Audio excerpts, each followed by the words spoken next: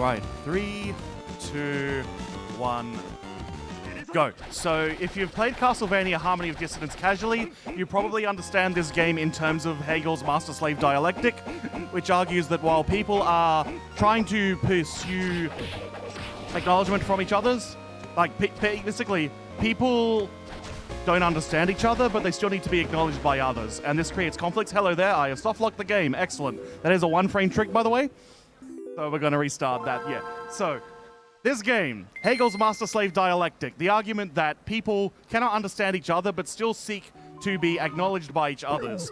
And the pursuit of relationships for this reason tends to create conflicts, and conflicts in turn tend to create a disparity in power dynamics, which tends to create a figurative master and slave in relationships, someone who tends to dictate the flow of conversations and generally have a bit of power over other people. We see this in this game in the relationship between Maxim and Dracula, where Maxim pursues the acknowledgement of Juste Belmont. But however, hello there, I've stock locked it a second time. That is extremely rare. That is the only two ways that you can do it in this run. I am going extremely well. This is what happens when you try to do a philosophy lecture while running your game. Anyway, this game is very buggy and it is very entertaining. It is what happens when you have 8 months to develop a full fleshed out video game. Games are hard to make. So let's clear past this hurdle, shall we?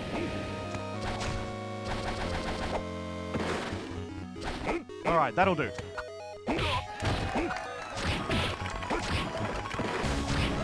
So when you have a situation like, say, Maxim having become the thrall of Dracula, there is a situation where, although it seems like Dracula has power over Maxim, what happens is that Maxim is in fact the one who actually, as the slave, winds up doing works.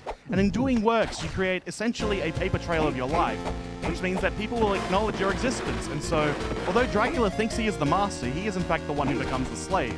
And this is why you see that in the bad ends of this game, Juste fights Maxim, but it is still Maxim. It is the real Maxim, the Maxim that you've encountered the whole time, the one who thinks and feels like Maxim.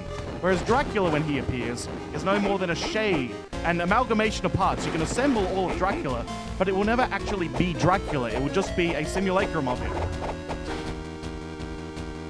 And so, it is through this situation that we wind up having a situation where Dracula in turn becomes a slave. However, as you've just seen, when you're actually playing as Maxim, not Juste, I'm reminded far more of philosopher Albert Camus, who argued that the world is fundamentally absurd.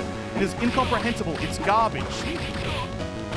But the thing about that is that it's not something that causes you to despair or fall into nihilism, but instead is something which requires, hello there, that's a nice job. The world is absurd, but that doesn't mean that we should fall into despair or nihilism over it. We should, in fact, continue to pursue and strive for, even if we can't find the true meaning of the world, at least a meaning, which we see here that, as Maxim, he is cool, and that is a truth. That is the speedrun, by the way, time.